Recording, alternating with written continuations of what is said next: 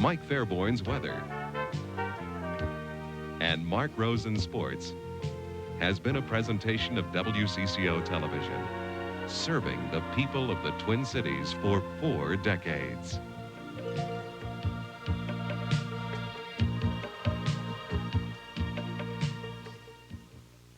Have breakfast in the real world. All the morning news, weather, and sports from CBS and CCO Radio, one of America's favorite radio stations.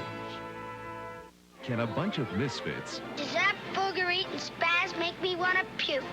a drunk, I think he's dead. a tomboy, I'll be getting a bra soon. and a juvenile delinquent You got a Harley Davidson. Does that turn you on? get it together? Where's our shortstop? Are you the shortstop? Get tough Took on the whole 7th grade. and play ball? All right. The Bad News Bears, the Friday night movie on 4. On the next edition of Our Magazine, Gary Collins welcomes the woman of the hour, Patty Duke. Plus, Eric Lee Preminger remembers growing up with Gypsy Rose Lee. My mother was, as I think she had to be in order to be able to poke fun at sex, was not a very sexual woman. The best investments for women only. Consulting with the master, Jose Iber. And do-it-yourself home repair on the next edition of Our Magazine. Tuesday morning at 9 on WCCO Television. WCCO Television, tomorrow. The Jeffersons will not be seen tonight in order that we might bring you the following special town meeting. Remington Steele and the CBS late night movie will be seen following the town meeting. The following program is brought to you in part by Northern States Power Company.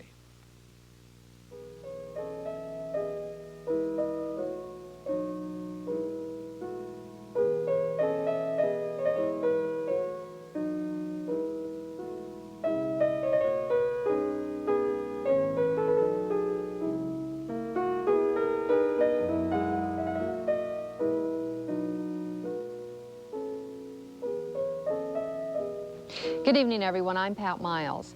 Don Shelby and I are your hosts for this town meeting, a community response to the documentary Suffer the Children, which was broadcast earlier this evening on Channel 4.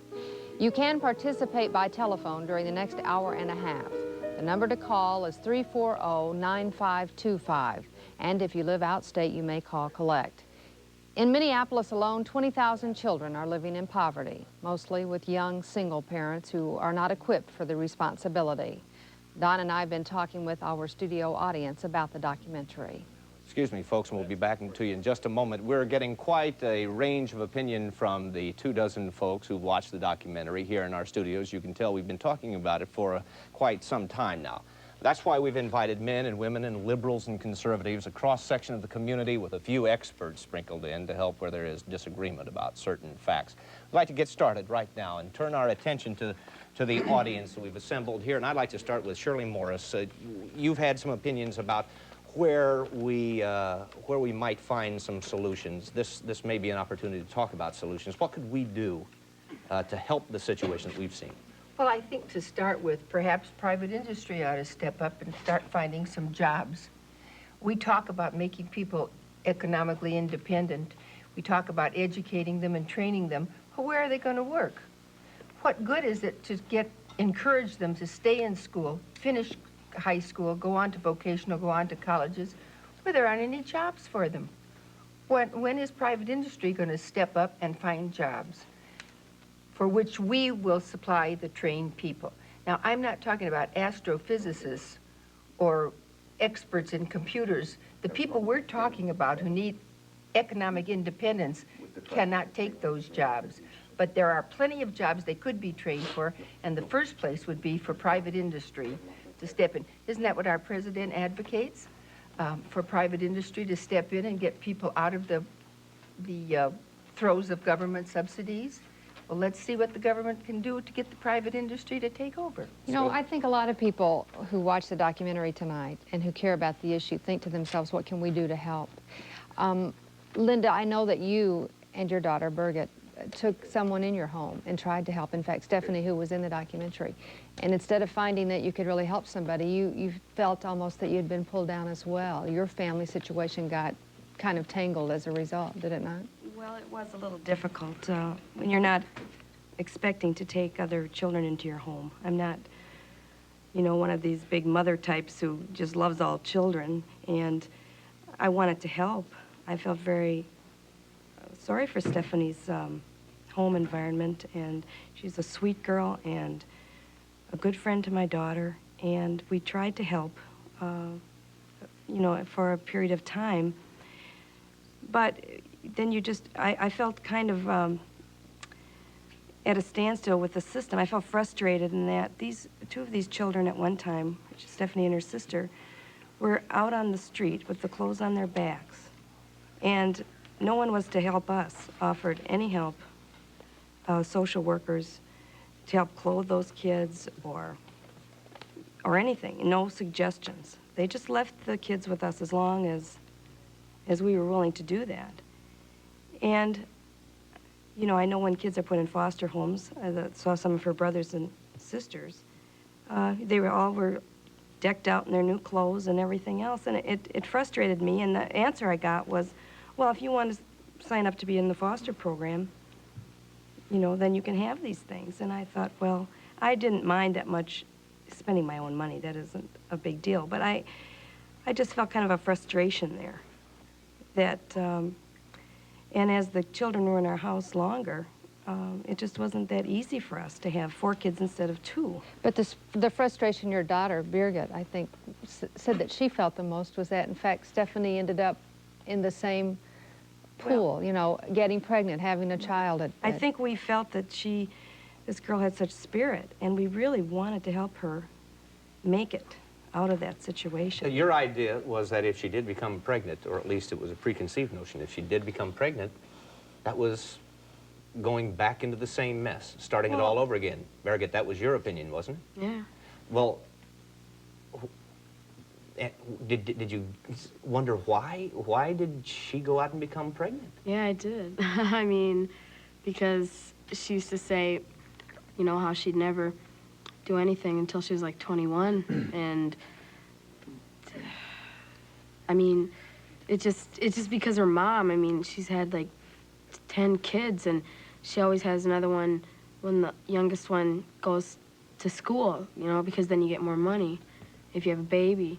And I mean, I knew she would never do anything like that, you know, but it just seemed, I mean, and then she had another one, and I just saw her fall into that same, you know, pattern. David, do you not come from that background? 24 brothers and sisters in a foster home? Foster home, yeah. Did you see that happening around you as you were coming up? Having babies suddenly causing sort of the momentum of progress and success to stop? Seeing all the kids, I think foster homes are good, because I was taken when I was 3 days. I was raised, but seeing all the kids come through our house, I wonder about what the parents of those kids were thinking at the time. Because they could have been on the pill or taken something to stop them from having pregnancy. George Hart is behind you. George goes around to high schools, junior high schools, and civic groups, and lectures to young people about pregnancy and sex. Do these individuals hear you, George? Is this, I mean... They don't hear you. They don't hear you if you lecture to them. They don't hear you too well. But no, I talk to them, and yes, the children can be wonderful, and the whole subject of the discussion is relationships. And what we try to do in a very real sense, and as someone said, you know, don't be harsh, but the harsh realities of life are these, that we're all dependent on each other, and love is a very strong and motivating factor, and there's certainly a physical part of relationships is real as the intellectual or emotional aspects of it too. And when you get involved, the words are cheap. The I love yous, I'll always care, I'll always be there. And as I tried to say, without putting fault, if I can go through this, one of the questions that I ask the young adults that I see is, whose responsibility is it to prevent pregnancy? And the inevitable answer in 3 years of doing this is that it's a shared responsibility. It's both. It's a 50-50 deal. But when you look at it, the girls get pregnant. What happens to the guy? If a girl gets pregnant, she has to make a decision about abortion because that's her first choice, whether she likes it or not. If she does not choose abortion, she chooses 9 months of pregnancy, hopefully. And once that happens, if she has a baby, she goes through a choice of either keeping the baby and raising it as a single parent or placing it for adoption. And that's not even to say that marriage is an answer either. George, can I ask you a question? Because I think when you look at some of the cases that we saw tonight, that really, what you would be talking to these kids about wouldn't really matter. Because for many of them, there is no love in their homes. This is the only love they're going to get. And what you say about being responsible or anything else doesn't really make a lot of sense to them. No, well, it does. It does for that very reason. Because there's no sense of love, that's why the answers, the decisions they make, are some of them to get pregnant. Because the love that they want to get that they don't have is this child, like the gal said in the movie, this is my baby. Right. I'm going to love it, and it's going to love me. And that's what they go for. But again, where were the guys in the film? I want to know that.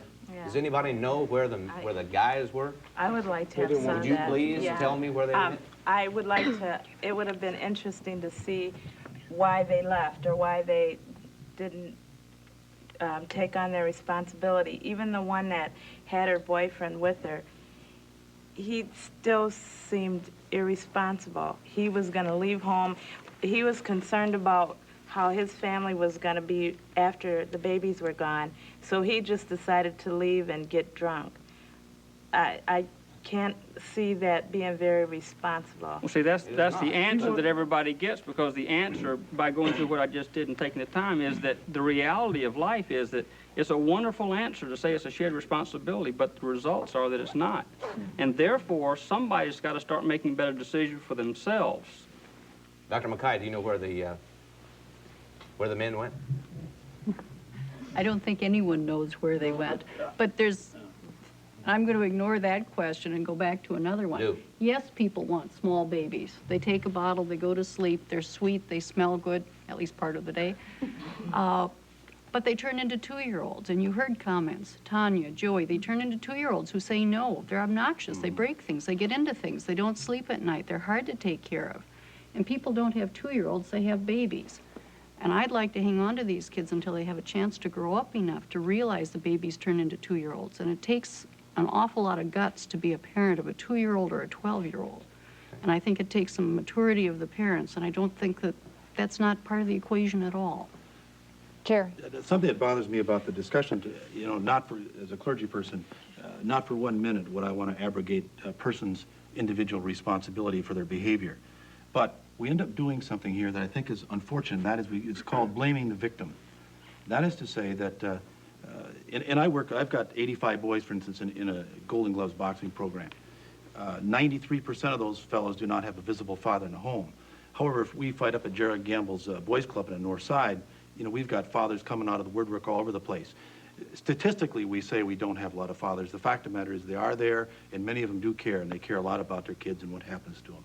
But I think if we focus in only on the individual behavior, we've got to say that these kids who end up being pregnant at an early age and so forth, babies having babies and so on, that is also, they're products also of a system. That the responsibility is not only shared between those two people, but, the people in our whole society. I mean that we're all responsible to some extent. That's not some liberal panacea or anything, but it's saying that our society has helped to create people like that, and I don't want to kind of lose that point to say that we end up spending a lot of time blaming victims for the conditions that they find themselves in. And obviously we hold people accountable for their behavior as individuals, but also we have to understand, how they came to be like that. So I think we need to pursue that a little bit too.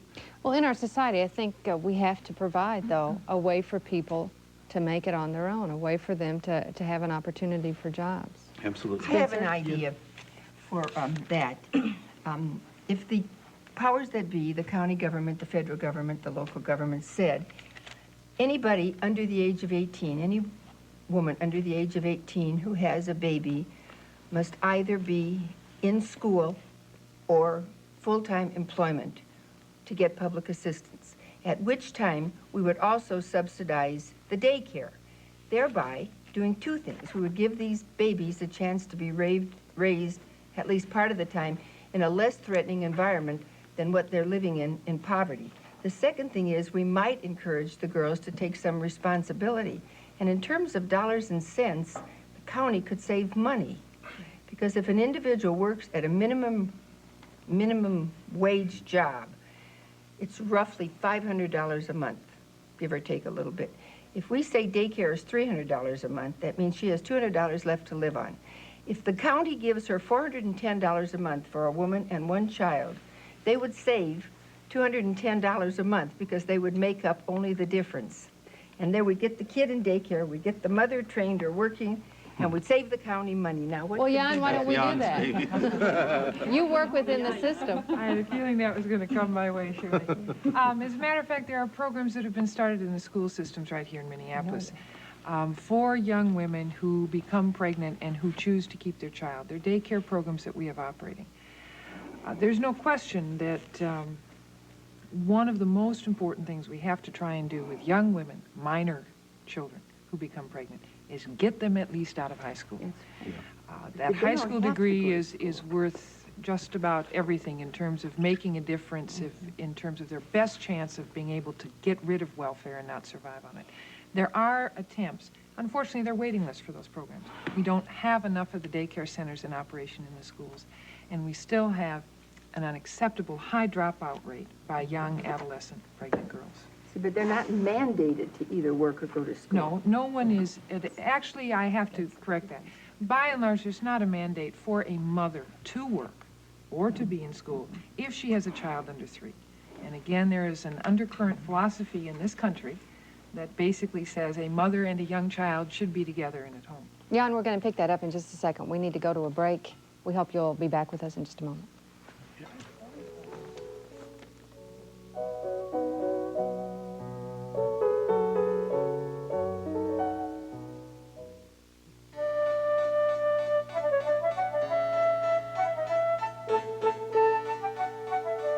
Trash. Tons of it are buried in landfills every day. But at NSP, engineers are looking at trash as a rich source of electricity. Using it will help solve an important community problem. It'll also help us keep your rates among the lowest in the country. And that helps everyone see trash in a whole new light. Creative Energy, NSP. The doctor gave me a choice for my headaches, Anacin 3 or Tylenol. Both have the same aspirin-free medicine, same strength. But Anacin 3 tablets have a thin protective coating. In a national survey, people making a choice preferred it 2 to 1 over uncoated Tylenol tablets for easier swallowing. Same aspirin-free medicine as uncoated Tylenol tablets, but Anacin 3 adds something extra, a protective coating preferred 2 to 1 for easier swallowing. Take 3, Anacin 3. Now new coated caplets, too, Anacin 3.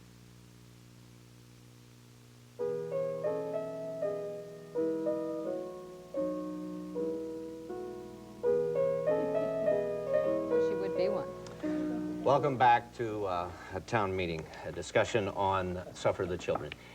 Well, we've had a discussion that has broken the ice in this thing, and it started off with Shirley Morris asking some questions about what could business do in enlisting the entire population, the business population, into some way of trying to support this. We're going to Spencer Schramm. You're a businessman. What can business do? What can it offer to solve this problem? Well, first of all, let's set the record straight. Business in this country has created 25 million new net jobs in the last 10 years, at the same time that Europe is creating 0 net jobs. We have a dynamic economic system, but we have a problem that where the economic openings are in our society are at higher trained levels. Economically, in a worldwide market, we haven't been very competitive at entry-level manufacturing level jobs, and the statistics are seen in the trade balances reported monthly by the government. I think what I see is people behaving economically in a very rational and courageous fashion in an irrational economic system. We've created an economic system that encourages the breakup of the families when maintaining 2-earner families has been historically the way out of poverty in the United States. The way into AFDC is not to acknowledge two family members. We also have an economic system that imposes effectively a 100% tax rate on somebody exiting welfare as a single earner family, head of household, and suffering a reduction in their standard of living. I think we have to find a way to increase the value of education by imposing upon young minds the understanding of the economic consequences of bearing children at such a young age. Or we have to find an economic system of maintaining two potential earners so that we can catapult beyond that economic irrationality of a loss of earnings power by exiting welfare. What about the old stereotype, though, of the person who goes on welfare or has children because they are sly, conniving individuals who want a free ride? Oh, no, there's a small minority of people that are like that, but the reality is... But don't you think a lot of people really believe that's true? Well, there's no question in my mind that a lot of people believe that's true. But I don't think the problem here is a matter of perceptions of people that are not on welfare. It's a matter of creating an economically rational system to get people off of welfare. And I would argue that given the interlocking set of regulations that people are dealing with, the only tools that are available today are education and maintenance of two-income households. Unfortunately, we're failing miserably in both counts. David Jones, respond to that, would you? What he has said. Well, I think the thing that I agree most with him about is the point of people being essentially responsible for themselves.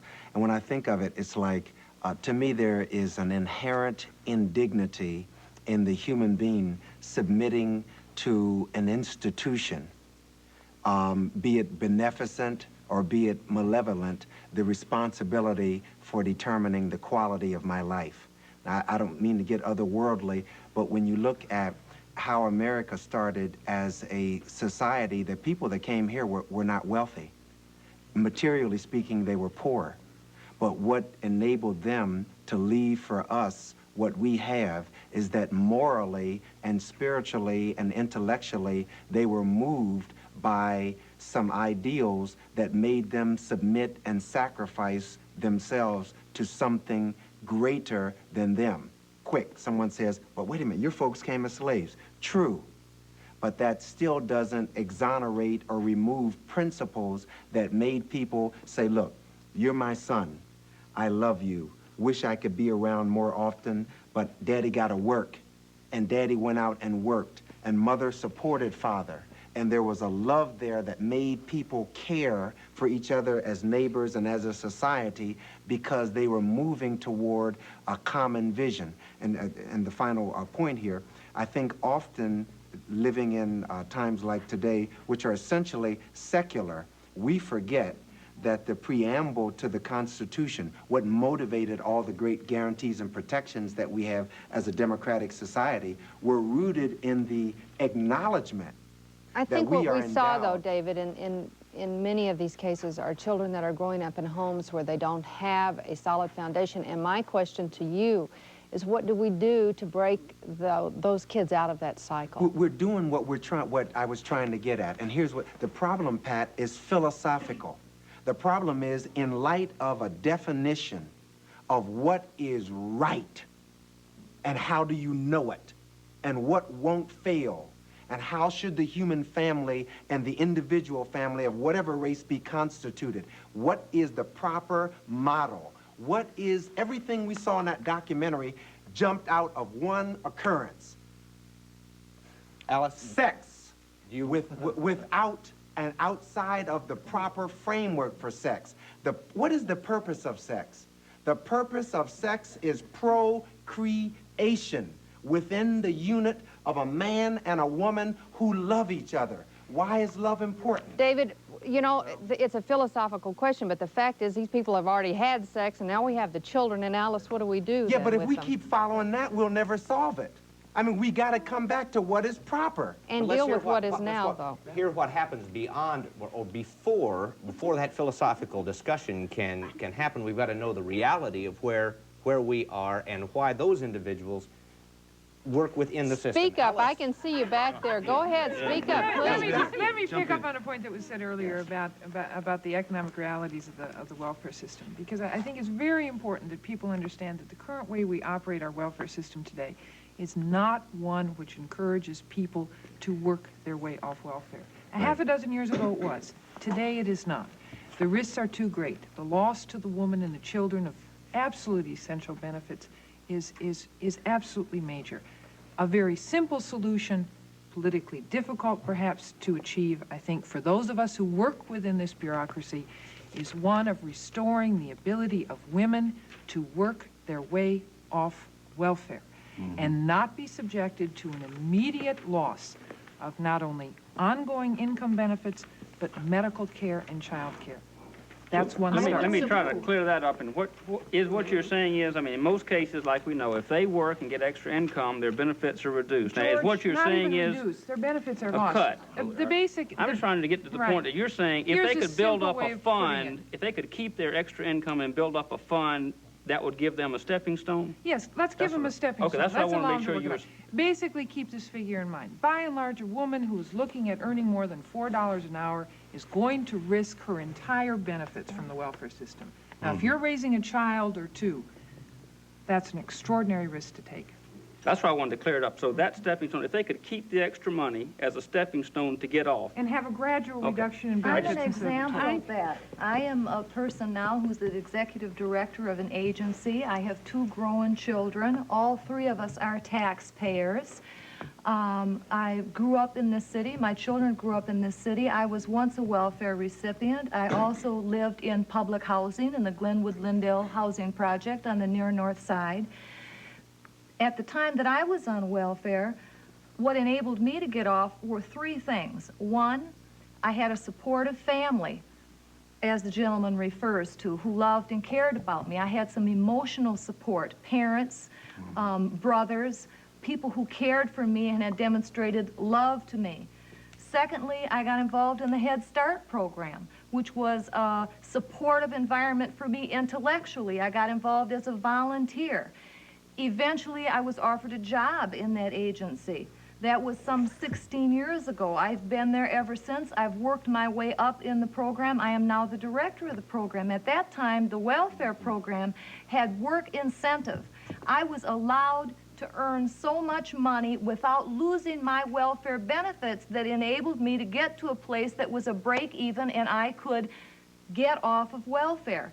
In 1982, the current administration recommended and Congress approved to do away with all the incentives for welfare recipients in this country. And as a result, you have a whole group of people who want to work, as demonstrated by the 2,000 individuals on welfare who showed up at the end of the month yesterday on TV to get involved in Project Self-Sufficiency. They do want to get off of welfare.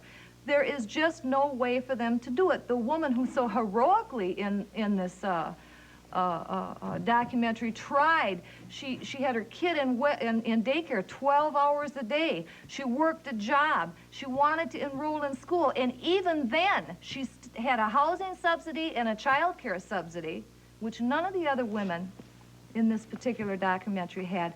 Even then, she still failed. If she'd had some incentive where she could keep part of that money in her medical benefits, that woman would be a success. And the woman was working a job, and it looked like she, at least Catherine, looked like she was surviving, pulling herself out, but the chances of her doing that became nil toward the end when she realized it was just too big of a burden. But Grace Arbogast, you have been close to that situation, but did not allow yourself to go on to welfare. Well, I was a single parent at one time. 3 children? With 3. My husband did pay child support. However, to make things meet, I did take a second job as well. I'd like to see what Shirley was talking about a little earlier, and maybe take some of the ladies that are on welfare now, be the child care. Maybe take, my brother said many, many years ago, take 10 women that are on welfare and make 2 of them the babysitters and get the other 8 out on a job, and you won't have anyone on welfare. I realize we have to have the jobs for them, and they have to be educated and have the motivation. I'm concerned, how can we instill in them the motivation not to be on welfare? How can we help this Kathy? I mean, what can we do? We have programs, Friend to a Child, we have Big Brother, Big Sister, that are there for the children, and they're very, very important. Okay, now I want to get into it with you for just a moment, Grace, if you don't mind. Just a rhetorical sort of combat here. Catherine tried very hard in this documentary and in her life, of course, to get off of welfare. 12 hours a day, she had the kid in daycare. She got a job. She tried to go to school, but she was earning less than what welfare would offer. As a matter of fact, her job didn't offer her any medical help for her children, for her child, rather. Now, it seemed, and I don't know if I speak for the rest of the group or for the rest of the people who watched it, but I kind of hoped that she would go back to welfare, because then at least her kid could get some medical treatment, could get some help, and I was pulling for her not to go back to welfare, because she herself would have some pride in herself that she got off of it, she made it. And she's going to instill this in her child, because I think that probably statistics tell us that welfare is passed down generation to generation oftentimes. And I think if we can get a mother off of it, we can maybe keep a child off of it. Maybe they'll have that pride in them too, that they want to stay off of welfare, and maybe a little more education, maybe work a little harder. I was frustrated with that because I thought, how could we have helped Kathy to have stayed off of welfare? Maybe the Radisson Hotel could have picked up family medical costs to start with. How about getting the employers involved a little bit here? If you've got a mother, a former welfare recipient, how about bending a little bit? Let's ask Pat that question, because you're involved in raising funds from the private sector to develop programs and specifically now to help single women parents. One of the things that struck me in watching the documentary was the fact that we as a community pride ourselves on the numbers of services that we offer. And the philanthropic community here is admirable, I think, and vital, and supports a lot of creative programs, but none of those women were in touch with any of those programs. So the woman who's... Well, that's not really true, though. Well, wait a minute, though. Okay, the woman who said she couldn't afford dental care for herself or her child, there are free community clinics that provide dental service. You know, and somewhere there's a breakdown between the good programs that the philanthropic community is trying Somehow to we've got to support get that information and the out. people who need those services. We're going to pick up on this in just a second, Audrey. We need to go to a break, and we will come back to this discussion. We'll be back in just a moment.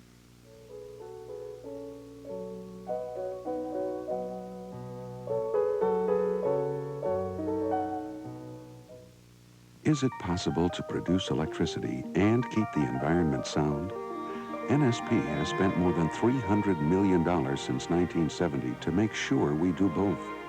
During that time, we've reduced coal plant emissions by 70%. At the same time, we've increased the amount of electricity we produce from coal. Producing electricity and keeping the environment sound.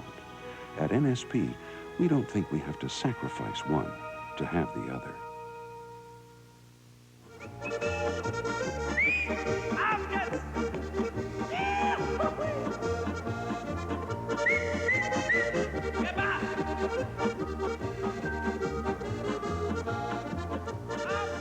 We understand there are still a few Minnesotans who haven't discovered the light rock sound of W Light.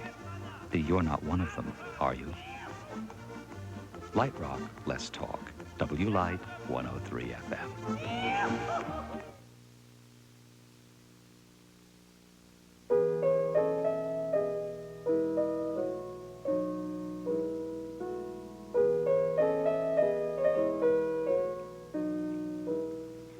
We're back with our town meeting. We'd like to suggest one way you can respond to the needs of the poor. At least 6 Minnesota counties train volunteers to work with parents and children in poverty. You can help a young parent having a hard time raising a child or be an adult role model for a child in need of guidance. For more information, phone 348-8379. Training sessions are scheduled this week and next. Again, call 348-8379 tomorrow. We're going to go right now to a telephone call that we have waiting. Some of the people who've been watching the program have phoned in to have some questions for our panelists. Go ahead, please. I'd like to make a comment that you're just discussing. I, too, am a single parent, have had my child in daycare over 12 hours a day, have had a bout with cancer and followed by drug abuse. When I became single, I started getting involved in programs that were available through the community and sought them out, made the commitment to follow what they had to say, follow what the professionals told me to do. And it's turned out somewhat successful. I am now graduating from St. Catherine's College this spring. So I just would like to say that there is a way out if you make the commitment and to continue and follow through. So thank you. Thank you for your phone call. Would anybody like to? Ways to help people like her, the people who really want to, and like this Kathy, who really want to. By the admission of a lot of people that are on welfare, they say that welfare does allow them to be lazy. One of the things that's very, very dangerous here, though, is that one of the things that has not been mentioned yet, that some people, and I don't want to go into on the cases that were there, but you know, some people have marginal abilities. All right. Not everyone is a self-starter. Not everyone is born with certain natural gifts and so forth about going to college. I mean, you know, I say, you know, God bless this woman who went to St. Catherine. That's wonderful. But, you know, a lot of kind of mythologies go around about welfare, and we get into a lot of moralisms about good and bad and so forth. And some people are just a plain marginal ability and do not understand. And I think that, you know, that also has to be taken quite seriously. Well, there's another thing, too. If one opens up the resource books to find out the things that are available, it's as thick as yellow pages. And right. How in the heck are you going to find out what one is specifically suited? Is there a clearinghouse, Jan? That, sure, it's called First Call for Help. Yes, there is, and it is called First Call for Help, and it is used. But again, we were looking at a situation here where somebody was saying, why didn't she go and know about free dental care that's in the community? She may have, in fact, known. She may literally have had trouble getting there. That's a very real problem for women and children is transportation. Sure. Look at the one mother we looked at who had a bike. We saw her in the spring or summertime, whenever you filmed that. I was thinking of her tonight. Yeah, in the wintertime. In the wintertime at midnight. But you know, I was thinking about the children and thinking about the fact that there are children in this community that go to bed hungry, that do not have enough food to eat. You can't expect them, Jerry, to do very well in school if they're hungry all day. Absolutely. You see a lot of those kids, Audrey, as a child protection worker, and you must have some opinions about what's going to happen to them later in life. I mean, they have such a poor start. How do they ever break out of that? A lot of them become the parents that we saw in the films tonight. I think their abilities really are limited because of the conditions into which they've been born. And the matter of luck, I think, is extremely important. Some people are lucky because they're born with some intelligence or some gifts or some drive or just the luck of their environment, and some aren't. And I work daily with people who have great wish to get off welfare if they're on welfare, or have a great wish to solve their problems. And the cards are just stacked against them. Reverend Herron, you would think that from time to time those cards are stacked along racial lines. Right. I would like to pursue a different thought. Please. I was born in the 30s in a black family in Kansas with 12 children, or 11 perhaps at that time, or 12 children. I'm not certain that poverty is what was destroying these people. I have experienced poverty that they had not, that was not there in that picture. And I have to decide that it isn't poverty that is destroying people. Unfortunately, we in America have so glamorized affluence and prosperity, and we have so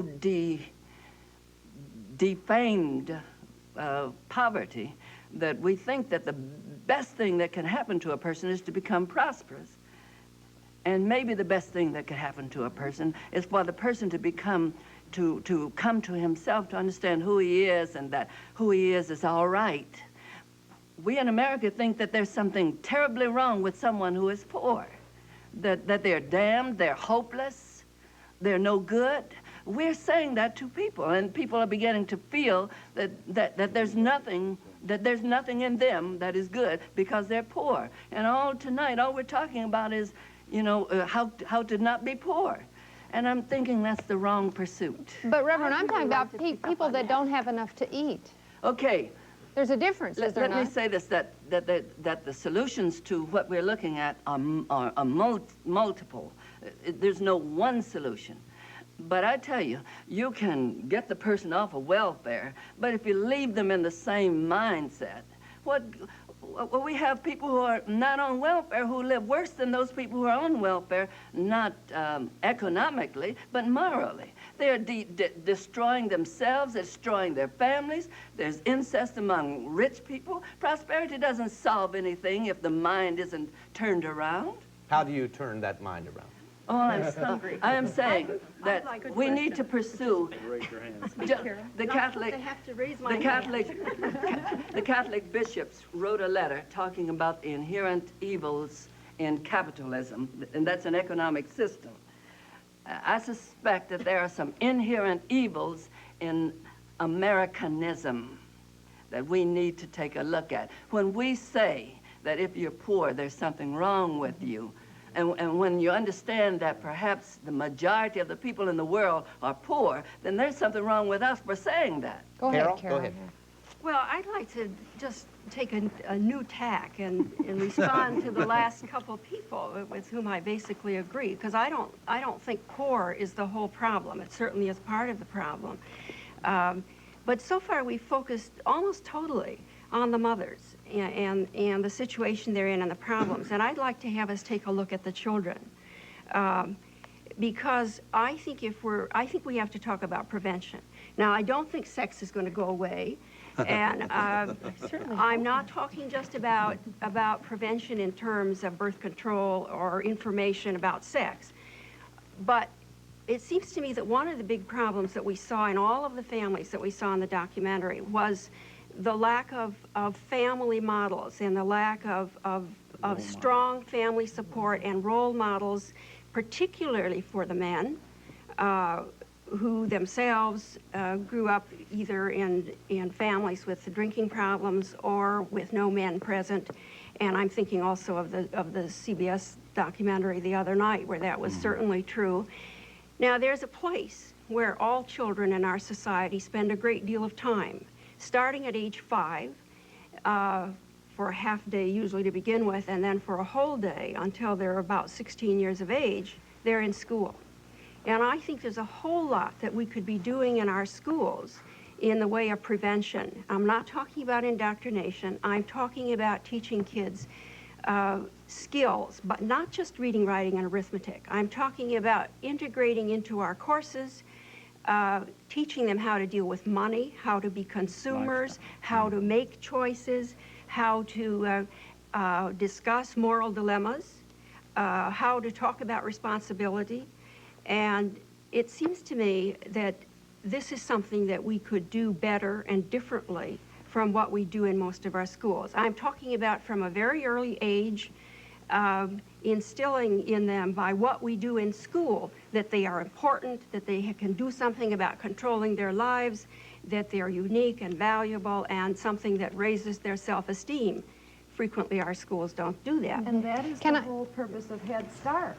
And recent long-term studies have just shown that kids from low-income backgrounds, similar to the children in this program who have the benefit of a Head Start, 20 years down the road are less likely to become teenage pregnancy cases, more likely to graduate from high school, less likely to become involved in the juvenile justice system, more likely to go on to education beyond that of their parents. And although we have these studies and we have then children from a similar background who have not had the benefit of the same kind of a program, and yet in our own metropolitan area here, only 1 out of 12 children will be able to go to Head Start. I want to ask Beverly Owen, who is an attorney, who grew up. Well, why don't you tell us about your background and how you broke out of that? Well, I was 16 when I had my daughter, and I went on to higher education. It was stress in my family. I come from a low-income background. I'm also Chippewa Indian, and I received BIA scholarships and grants through school, and had it not been for that, I wouldn't be where I am sitting today. I had a lot of support from my family, and my mother especially, insofar as striving higher education, but I think I'm definitely one of the exceptions to come out of that background and to get where I'm at today, had it not been for the support systems available. I think you find for most Indian women, and looking back into the Indian women in this picture, they came from broken homes probably, and the cycle is being repeated again. And I think you have to look back to the history of Indian people. And there's a concept here, we didn't talk about race at all, but there is a racism issue here, and we have to go and look at the roots of this country. When you're talking about blacks and you're talking about slavery, you're talking about Indian people, and you're talking about a system where they were put on reservations, where they were assimilated into the mainstream of culture. You're looking for the Indian men in this picture, and they've had a really difficult time assimilating into that culture. That's why they're not there in that documentary. They've taken away Indian cultural and tradition from Indian people, and they expect them to survive in a white world, which sometimes is impossible. Where were the Indian men? They were either, they could be in chemical dependency problems, they could be in prison. There's a high percentage of minority men in prisons for one reason or another that you won't find white males in the same situation. You're dealing with a lot of specific problems that need to be addressed, and what is the social obligation here? That's what it comes down to. You're taking a people who have been disadvantaged from the beginning, when the first white settlers arrived here and started burning the forests and putting people in different type of a lifestyle. Martha, how are you addressing those problems? In the Indian community, or? Yes. I think in the Indian community, we have, over the past, I would say, the past 15 years, the Indian community has taken a lot of leadership, for its own programs and trying to develop and trying to implement some of its own programs, I think, have been the most successful in working with Indian people. And I think the past 15 years, it has been kind of slow, but you have to realize the amount of problems that we've had to deal with as far as, directing and doing the types of things that we're trying to do now for our own community. I think that the success that we've had as far as trying to address some of the problems in the community has, speaks for itself as far as, the chemical dependency programs, the health programs, the social service programs, the big thing, Indian Child Welfare Act was a big thing for the Indian community. I think a large victory for the Indian community. And I think some of that type of thing, as far as the Indian community is concerned anyway, has gone a long way in trying to solve some of our own problems as far as our own community, Thank you very much, Mark. We're going to take time now to go to a break, and then we'll be back in just a few moments to talk more about Suffer the Children.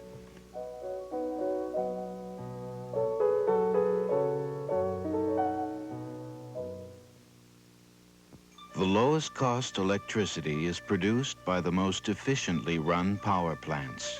NSP's plants are some of the most efficiently run power plants in the country. The reason is simple. The NSP people who run the plants, their ideas and skills make our coal, nuclear, and hydro-powered plants productive and efficient. And what does that mean to you? Electric costs that are among the lowest in the country. WCCO with the school closings, the traffic, the weather. And if that isn't bad enough, wait till you hear this Boot Erickson's worst joke. WCCO Radio News. This is Dick Chapman. Some rather good economic. And those Gopher 7-footers were all over that basket. There's another storm front building, so look for more snow in CCO land. All right, gang, this is Cannon with a little traveling. Real radio. Welcome to the real world. WCCO.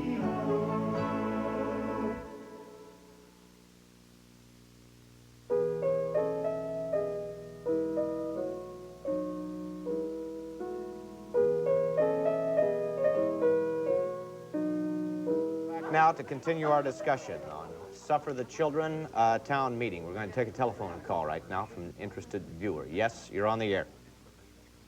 Hello? Hello? Yes, you're on the air now. Yes.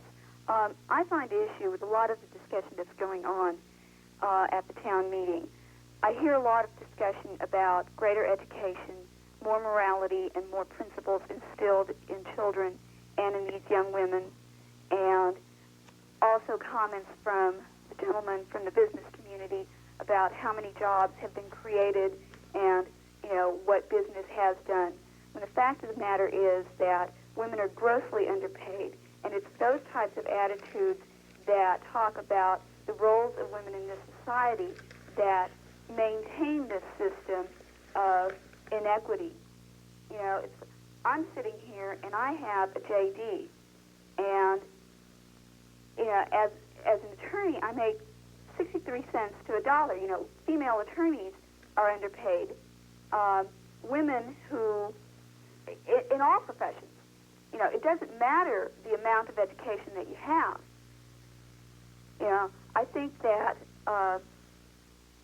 you know, it's a greater problem than simply saying we have to prevent this, we have to talk about more morality, we have to teach these kids this stuff. Some of the people that have spoken, I think, have been very accurate in the problems in this society. Racism, sexism, you know, are all intertwined, and they can't be avoided by simple solutions of, you know, who's doing what or what can be done. All right, we're Those going are to... my comments. Okay, thank you very much for calling them in. I was wondering when the issue of feminism was going to raise its head, because it was so clear that the players in this documentary were women, indeed strong and heroic women. But the question had not been raised, and now the questioner does. Dr. Mackay, is this issue a feminist issue? I think largely it is. The only one who's going to be an advocate for the children is their mothers. And I would go back to the educational system. I think these women need training. The only modeling they have is their own families. Obviously, it's not been very adequate for many. I think the school system, I think other social institutions can help train them to be advocates for their children. As a pediatrician, I'll write off everyone over 21, but I think somebody has to look after the children. And I think you can make changes there. And I think their parents, their mothers, I don't think we can put them in any other setting. I think their mothers still are going to have to be the best advocates. I would like to make the fathers advocates too, but as has been commented, I don't know where they are. Tell me what you meant when you said, as a pediatrician, I'd write off everyone who's under 21. I Meaning mean, what does that mean, really? Over 21. Over 21. Simply meaning I'm concerned about the children. I have empathy for these women. They've had their chance. I don't believe I can affect their behavior very much. I think that there is still a tremendous chance to affect the behavior of their children.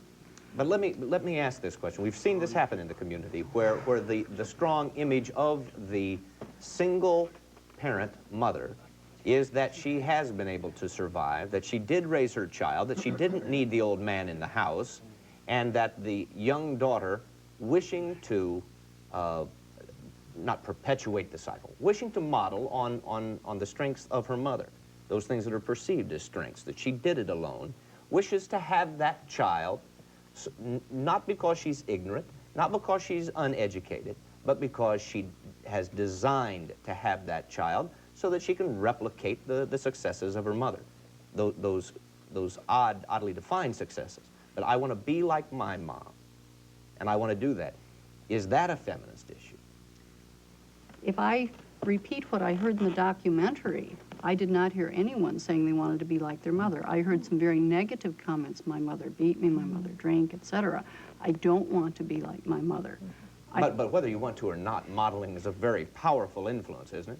That's right. And I think that what needs to be done is some contrasting. These are the things you like, these are the things you didn't like about the way you grew up. How could you change it? And I don't think any single parent raises children alone. I think you either are born into a support system or you create one. And the support systems were basically lacking for the women in this documentary. They couldn't even meet their basic needs. And, and they were living from week to week and expending their energy trying to meet their basic needs, how could they get any further ahead? Looking for support systems out there. Kathy, you are a single parent and find yourself in this situation. How's that affecting your children and your own life? Well, I don't see myself as bad off as the people in the documentary. I think that, you know, there are social services out there that are available, you know, if you know about them. When I was first divorced, the worker I talked to at AFDC was the one that brought me in touch with Title 20, which helped with daycare, and told me about subsidized housing so that I could, you know, get some of that. I think a real problem is my job doesn't provide any hospitalization for my children. And that's a real problem. That's something I worry about, you know, what if they get sick? And I have been told that, you know, Hennepin County has the public health department, and they do go to the dentist there, and they do, you know, thankfully they haven't been sick, but I do take them to the doctor down there, and that is all free. You know, but now I'm getting close to where I'm making too much money where I won't be eligible for that anymore. What about emotionally, though? How is it for your children, with you as being a single parent? I think we do real well. You know, my oldest son is 12, almost 13, and my youngest son is 6, and I think we do just fine. Did you always? I want to get back. No, I had a lot of problems. The issue of sexism and racism. I think that we're glossing over that issue. I think that the caller made a very important point. You don't have to be highly skilled to have a good paying job in this country. White males hold all kinds of them. They're laborers, they're construction workers, they're city workers, they're truck drivers. They do all kinds of jobs that a person with not a great deal of skill or training with a minimal amount of effort could be taught to do, and they pay very well. But they are traditionally held by white males in this country. Let me they say are one. not open to women only very recently. I will say that our city has done a heroic effort recently in trying to open those jobs to women and minorities. And that's true of minority males as well. The Indian male, the young male in this program, what are his chances of even getting one of those jobs that doesn't take a great deal of training or a great deal of written or verbal skills? They're practically nil. You know, what I'm uncomfortable with, I think, yes, sexism is real, yes, racism is real. Few people can tell me about that. I know what it is. I'm black, came up in the 60s, know all about how you can indict the white man, indict the white man, indict the white man. But I have lived to see my own community who publish moral concerns about what we would do if and once the white people gave us an opportunity. Somebody earlier mentioned the documentary that was on this weekend with Bill Moyers. I have lived now to see our own males, and there's a difference between males and men. Men mean something different than males. I've lived to see us become a race of pimps, of men who walk around like animals, sticking our penises in people and having sex without knowing that sex should mean something that is natural. Again, I want to go back to the point I made earlier. It is a philosophical problem. You must know what is right if you want to deal with what is wrong. I get tired of hearing well-meaning white people. What can we do? Oh, what can we do? I want to know what I can do that will save me if there were no white people. If there was nothing but me, what could I do? Put a white man there, put any man there. How can I control a job at a decent living wage would help. But here's what I'm saying. I'm saying that, let me give you a historical example. Just a moment before you do that, David. Let's go to Ken, because he is a black man, and he has just been indicted. Don, here earlier along y'all said you said you weren't going to interrupt too much. Let me make this point. Let me make this point. All right, make it quick. Okay, I'll make it quick. Call waiting. At the turn of the century, the European Jews were coming here from Russia, other places. They were destitute and poor, and they were not much liked. But in 2 generations, they're not desperate anymore. They're not poor anymore. I want to look at models like that, where people were willing to sacrifice for generations, where people said, yes, there's anti-Semitism, yes, we've got opposition, but we're going to conquer it no matter what. If I got to die trying, I'm going to make it better for my kids, and I'm going to live in a way that's sound. That's what I want. We're being wimped away. All right. And you can't change the color of your Well, but you don't hear me crying that. Excuse me. I don't need to change the color of my Dave, skin. settle down. Now, we're going to go to Ken to find out. We're going to find out. And I ain't going to settle down. All right. Let's find out what Ken feels about in terms of this whole overview. That where are the men? That question. Second, in response to David Jones' position that immorality has invaded this entire community, this entire race. What is your opinion? Well, I think it was said earlier that there's a multitude of solutions to a lot of things that we've been talking about. There is a moral issue. There is a racial issue. There is a sexist issue. I think that the young people, the women who are pregnant now, they're pregnant, okay? But I think in order, an ounce of cure is worth a pound an ounce of prevention is worth a pound of cure. Exactly. I think that's what we need to get back to. We need to let people know that you must be responsible for what you do. If you impregnate somebody, then you need to be responsible for that. If you don't care for the person anymore, at least be responsible for your actions, your offspring.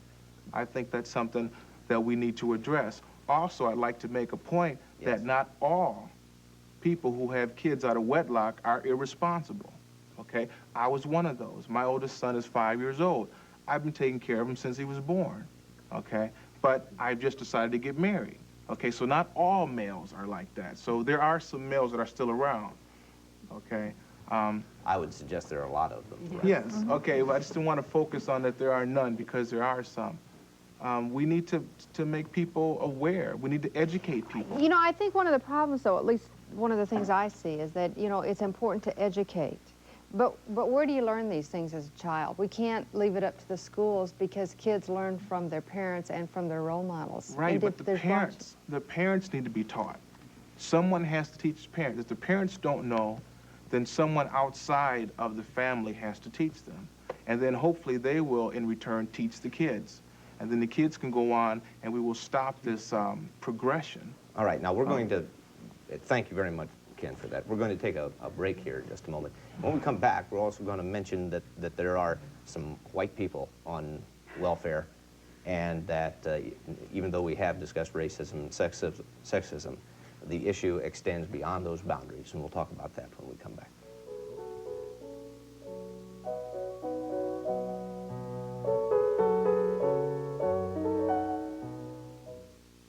NSP's most sensitive tool to help our customers manage energy by listening. We'd like to cut energy costs. We've developed programs that encourage foundries to alter energy use patterns and better manage energy bills. Now NSP is at work on other ideas for your energy needs. We're sharing these ideas with you and measuring their success with our most sensitive tool. Energy NSP. Dishwashing can make hands feel awful. One reason might be your dishwashing liquid. Some have more harsh ingredients than others. Hands can feel red, rough, cracked. Do dishes the Ivory way. The simple truth about Ivory liquid is hand-loving suds. Famous for cleaning dishes without all those harsh ingredients. Your hands can feel soft and smooth because Ivory liquid is easier on them than the other leading brands. Ivory suds have the difference you can feel.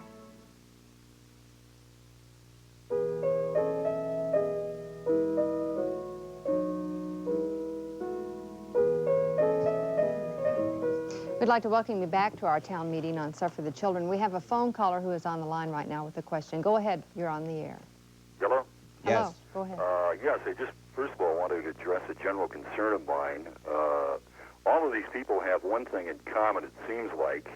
They're poor. And I think that like Bill Moyer's program previous and your program, I'm noticing a those type of people attitude. To the people sitting out in the suburbs, it's those type of people. It's not us. And there are a lot of people working for different companies that have been laid off that are going to wind up like those type of people living in that type of system once their money runs out. And I first of all want to say that those, they had better be concerned about the system and the support for those type of people, because that could be them once they're laid off. Like over at North Central, they may be laying off people. Control Data may be laying off people, et cetera, et cetera. You can, living in the suburbs, in your home, very shortly wind up like those kind of people. The other thing I want to say is this. There are many businesses that feed off those type of people. The stores in the areas on Franklin Avenue, on Broadway in Plymouth, are priced probably 20 to 30% higher than stores out in the suburbs for any item. You can check this yourself. Just go to a store and pick an item and then go out to the suburbs, and it'll be lower out there. The other thing, landlords. If you took the square foot of rental space rented and divided it into the rent paid, you would probably have a higher square foot cost than what they would be paying for a square footage out in the suburbs. All right, we've got a former banker and a current real estate developer. Is that going to be true, Harry Jensen? Is that going to be true about those? Yes, there's no question about it. The argument would be that maybe the maintenance, when you have a home that's rented to a woman with 2 or 3 children, demands a higher rent, etc. So that I don't know if that justifies it, but it's a fact that the maintenance is greater. You're a businessman, and you kind of went out on the limb as a banker. Made some loans, some of them, if not a lot of them, for social reasons, as a social conscience. How'd that work out for you? I think that, that question can be answered a number of ways. My answer is that I own the Guarantee State Bank in St. Paul. That bank was closed by the FDIC, so someone could say, well, your loans were no good and they were socially motivated, et cetera. I don't happen to feel that that's the case, and I think the record someday will speak for itself. I think corporations are having problems today answering the questions that are in front of them because they really don't have a voice that can speak for the corporation to answer the question. And the larger, the more mergers, the larger the corporations, the bigger that problem is going to be. That does not take away the individual responsibilities. I look at my life and looking at some of these problems that we've been talking about, I guess I've been fortunate to be able to work with some people and give them support. The one thing that I see lacking in the families that we were watching was a support group, someone to draw from or someone to go to with a problem. Because the problems that we have seen are not going to be solved in 2 weeks. It's going to take 18 years working with a young person in the late 60s, getting him into college, getting him into law school, and now he's practicing law in Arkansas. I mean, things like that, I guess, are what I look at. Are you telling us that, excuse me, Pat, I just want to get this point in, that Dodie, who looks kind of like, to some of the people who saw this thing, a villain, the woman who kept having children, 3 of them, 18, she had a child, 19, she had a child, age 20, she had a child, and gave up 2 of those we know of, and a 3rd one was placed in a foster home. That seemed so odd that she may turn out to be the heroine in this situation, that the child will be better off raised away from No, I think each situation has to be looked at on its own merits and its own conditions. Her conditions, they're hers. And so the support that she receives has to relate to what she brings to the scene. But the support has to be a patient form of support. I guess I go back to the moral, Bonnie, the only one that mentioned God in that entire setting. Now, she showed me strength. And I guess I would just say that as a support. Now, if it's coming from her church or from even her support led to that building forming a group, and there was another support mechanism. That was a strong group. I felt very awkward for that poor property manager having to meet with that group. He was in front of a strong group. Did you presume, though, that Bonnie had some skills? Could you tell that Bonnie had skills? Where'd they come from? I think that I don't know her history, but there's support. She gained it from being involved with a group or involved with something to grow and mature into a very catalytic person. Jerry, go ahead, Dr. McKay. You use the term mature. I think there's an appropriate time for childbearing, and I don't think we've talked about it. I think many of these women can be very appropriate parents. I think they have the strength, but not being parents at 15 or 16 and not coping with an adolescent when they're in their 20s themselves. If we could postpone childbearing until they are appropriate parents, I think we'd have a much stronger society and much stronger Well, that's what I'm saying. Each one of them have to be looked at in their own situation and to take from their situation the strengths that they have or the weaknesses, acknowledge the weaknesses. You say if we could postpone childbearing. How do you go about that, Dr. McKay? Well, I don't have a simple answer. I have one thing that we're doing in St. Paul, which is clinics in the high school, where kids can get physical care for their bunged up fingers from catching basketballs and strained muscles and colds and sore ears. As I do athletic exams, I also ask, look, a sprained ankle can put you out of basketball. An inappropriately timed child might put you off a lot of things. Are you concerned about childbearing? Who are you talking to? What are you thinking about it? I don't think these kids do hear, look, it can happen to you. Yeah, they do get some education. They know the mechanics of reproduction, but it's not personalized. And many of them have not thought of the direct results of their own actions. And they don't believe. You know, I think one of the frustrating things about this kind of discussion is that there are people out there who care, who want to help, but who do not know what to do. I'm wondering if Shirley or Jerry could perhaps address that. What do you do? One of the things I think that's a classic example, when you mentioned Bonnie before, Bonnie is a woman that's been, I run an urban ministry for the Presbyterian Church in Minneapolis, and Bonnie's been a part of that. The beautiful thing about that is that we tried to start, some of us honkies tried to start a mother's group many times, males. It never got off the ground until a person like Bonnie came and started the group. And that she herself, in terms of the person who has some skills, but needed the kind of supportive structure that we were able to give her to help her get a parent group started. And that has become that's a beautiful kind of a thing. You know, I don't want to turn this into a religious rally. Obviously, Bonnie is a person who has deep religious personal convictions, and that's the grounding and the rooting of who she is as a person. But also then is able to, you know, we give her the kind of support that she needs. We talked earlier, that supportive community structure, then she gets that, and then is able to put together another group of mothers, young mothers, and start putting some things together. And I think that's one answer that we have. And I think it's very, very important that they start doing things for themselves, and we become the enablers, the ones who bring in the resources and so on. Also, I think we've emasculated minority males. We don't give them a form. We don't give them a chance to prove what they can do.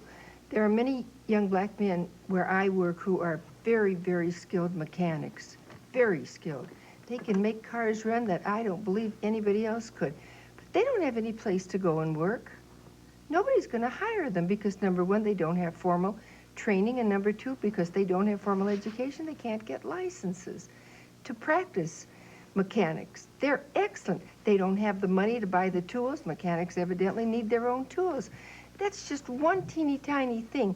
I know a lot of young black men who have some real skills, but nobody will hire them. No, one quick point on that.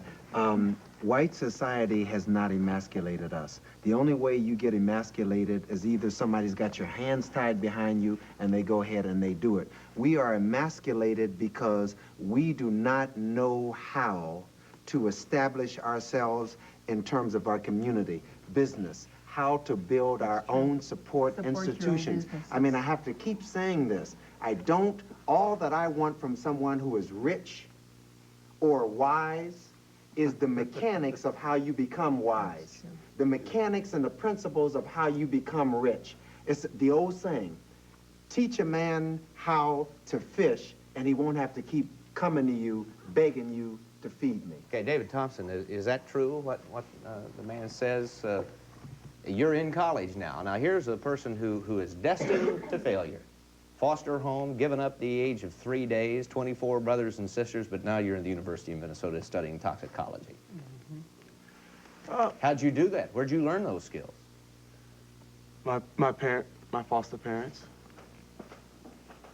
And now you want to help other kids, don't you? Yes, I would love to help other kids, because they taught me a lot. They helped me with going through school. They taught me about God. So I just want to keep going on through. I want to become my major is child psychology. I want to help other kids with their problems. Help them solve their problems, so that they can come up like I did. You took advantage of some programs, work didn't you? well. Did you take advantage of some of the programs offered, CETA? Yes, I work with CETA, What'd you which do? is JETA. I work at South Central Ministry with kids. You help kids, you work in the ministry? Yes. This program's out there, I found that one through my school, through your school counselor. Well, Jan, you know, one of the things that I think about is that the welfare system is providing, and what we're hearing here tonight, the welfare system may be providing minimal amounts of money for these people to get by, but where is the support system? I mean, maybe that's where we should be channeling our energies and our money. There is a support system there, but remember that we're dealing with a large institutional support system when you're talking about a welfare bureaucracy. And we often say that schools cannot replace parents. A welfare institutionalized bureaucracy is not going to create the kind of more intimate support systems I think all of us need. We need changes in welfare laws, I think, to make it more possible for people to indeed get off welfare. We need to strengthen the educational system. We need to strengthen the job opportunities. We need to strengthen family ties. There isn't any single simple solution. It's multiple. I just wanted to put in a quick plug, though, about what can people do, Don. There are volunteer programs that people can join. But, you know, I think there's something else that people can do, and that is not to buy into the myths and stereotypes. Amen. Because ultimately that feeds false and erroneous public policy. People just watch tonight and learn something about the welfare system that I think overall was quite accurate, very accurate.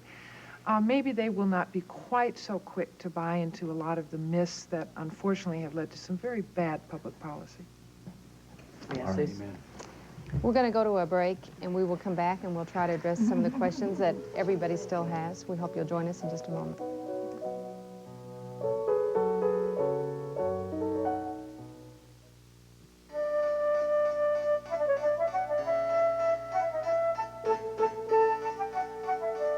Trash.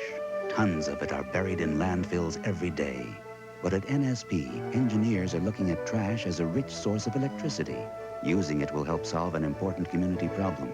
It'll also help us keep your rates among the lowest in the country. And that helps everyone see trash in a whole new light.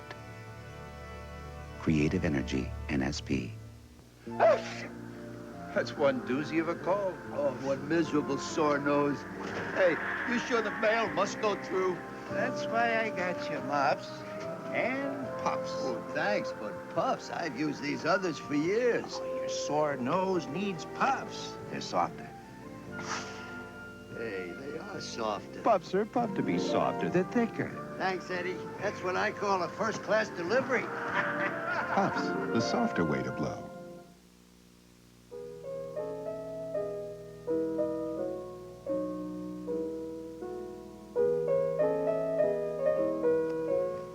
Well, we are back with our town meeting on Suffer the Children. One of the things we've been discussing is the welfare system, and as many people here have pointed out, there hasn't been enough money at the end of the month for a lot of these people to feed their families.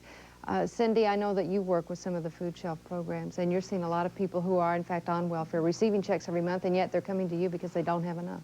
That's correct. Welfare benefits, even if a family is getting a maximum food stamp benefit, it is deliberately designed to only cover 2/3 of what a normal family would supposedly need, even for the most minimal subnutritional diet.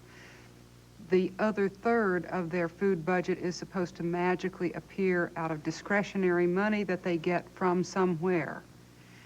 And the reality is that we hear people try to pay their bills, people try to keep current so that they're not evicted, they try to keep the car running so that they can go to work. If the child gets a strep throat and they need prescription medicine or what have you, that's going to wipe out a week's food budget. You know, just doctor visits and a throat culture and antibiotics will take care of a whole week's food budget. If you have no medical coverage and you don't qualify for any kind of of public assistance.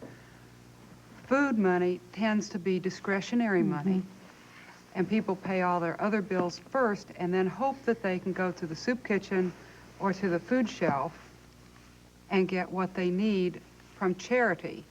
And even though my organization works with some 280 food shelves in this state that are giving out enough 3 to 5 day supplies of groceries to feed 825,000 of our friends and neighbors, we are turning our neighbors into beggars.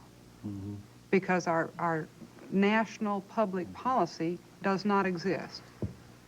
Our public policy toward persons in economic dislocation, persons in transition, persons without adequate resources is just Band-Aid after Band-Aid after Band-Aid, reaction after reaction after reaction, instead of a proactive stance toward the poor. About a fourth of the people that come to food shelves in Minnesota are working, and they're working full-time, and they're working as hard as they can, and many of them are two-income households, but their wages are so low that they still cannot meet the needs of their families.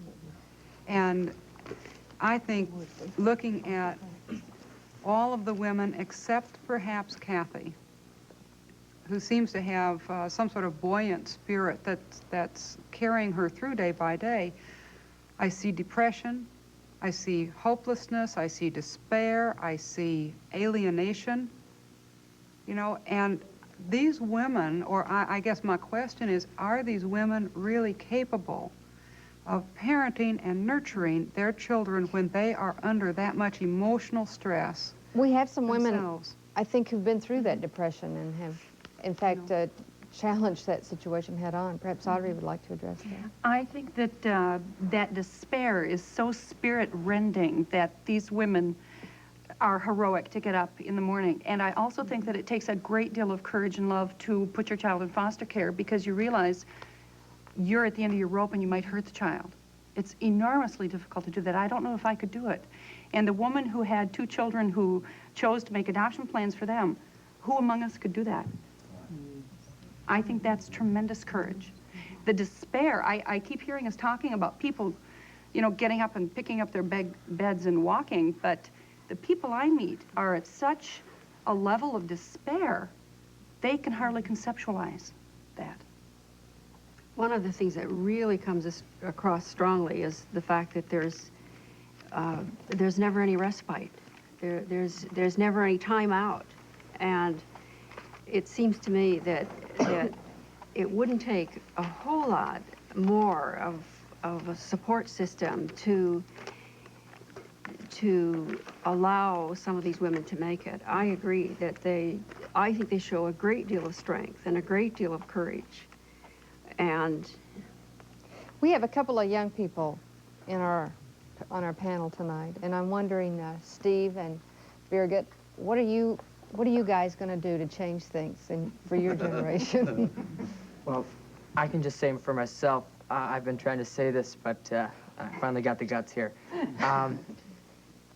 I think the more that education gets involved in it, the better. I can cite one example. I think that my generation, personally, this is just my opinion, is much less bigoted than perhaps our parents' generation and our grandparents' generation, because not just the civil rights movement, not just what we've seen on TV and read in the papers, but because of what we've been taught. I think our whole values have changed, and I think I can only speak for my school district. The Hopkins School District has done an excellent job in instilling those kind of values. Birgit, I don't think agrees No, I with see you. it. I see it. Birgit's head's shaking here. See, that's the thing. Like, you go to Hopkins. Now, how many black people do you have at your school? I don't know the exact number. I mean, a lot, or what? No, not a huge amount, but that's one thing that I'm going to say. I don't pretend to even I know, I'm not be trying on to the put you on same the level. spot. Yeah, I was just wondering, because, like, that maybe you see that, because your generation is my generation too, and I don't think bigotry has changed. I think it's not, I mean, people in America, you don't see riots going on. You don't see, like, policemen clubbing people on the head with dogs or anything like that, like back in the 60s, but it's still there. It's so there. I mean, I go to North, and it's like I'm the minority, and you just don't know how hard that is. Well, we're talking about race Yeah. and bigotry again. Yeah. And the largest number, majority of people on welfare, white people. Right. Isn't this really a class issue, that we've got a success class here and a failure class here? I know, Reverend Herron, you think that there's a lot of race involved. We're talking across the board. Poor folks. Now, you talked about your dad in Kansas, 12, 11 kids, all right? Did he have a skill? But did he work hard? Worked hard. All right?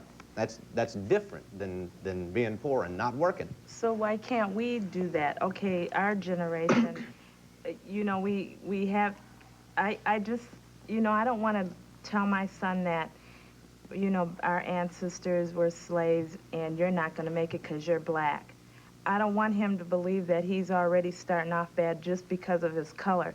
I want him to know that he has just as much chance as somebody else. And we keep blaming our past and blaming the, you know, what happened to us when we first came to here. But let's forget about that and start, where do we change that? Where do we start showing them, well, look, you're somebody, you're important, you can make more than minimum wage. You can, you know, so that when he has his family, he can say that. And let's just forget about being slaves. Let's forget about being, just for the time. I mean, let them get a start thinking that I can make it. I don't have to be kicked down because my ancestors were kicked down. Shirley, you brought us right back to the right point. It's the way it always works. Everybody has their hands up now. It's about the end of the show. But you brought us back to the point. You talked about the next generation. You talked about the children.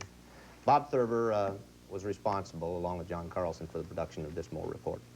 If you'd like to say one final thing in conclusion, what you saw, what you learned. I know you're very tired after a long day of production. I think one of the dilemmas that really struck me is who has hope and why? Where is hope real and where is hope fantasy? And people know the difference between hope that's real and hope that's fantasy. And when your hope is fantasy, you don't care. You're not going to make judgments that can carry you through. But when your hope is real, you will drive ahead. And where does that hope come from and how do you get it? Have you followed up with these people, Bob? Has somebody made it that we can close with, or do you know? It's interesting. My wife pointed this out when I talk about this all the time. And that in the time that I was with these people, which was just over a few months, it's not a long time at all, but the cycle seemed to come up and there seemed to be a moment that everybody had, but it just kind of fell. And in the beginning, when we started shooting, we thought we had a few optimistic stories that were going to really carry through. And they came together and then they just seemed to fall apart. And circumstances, a lot of variables that I really wouldn't know where to begin to put together just seem to come together and then go apart, and I don't know why. All right, Bob. On that very real note of optimism and pessimism, we bring this town meeting to an end. We've been talking about children in poverty, people in poverty, but all the talk in the world can't end the poverty for not one child. Somebody has to do something first. As we mentioned earlier, you can volunteer as a parent aide or a friend to a child. Hennepin, Ramsey, Anoka, Olmsted, Sherburne, and St. Louis counties welcome volunteers willing to make a commitment. During the day, you may call 348-8379 to volunteer. That's 348-8379 to try and ease some of the suffering.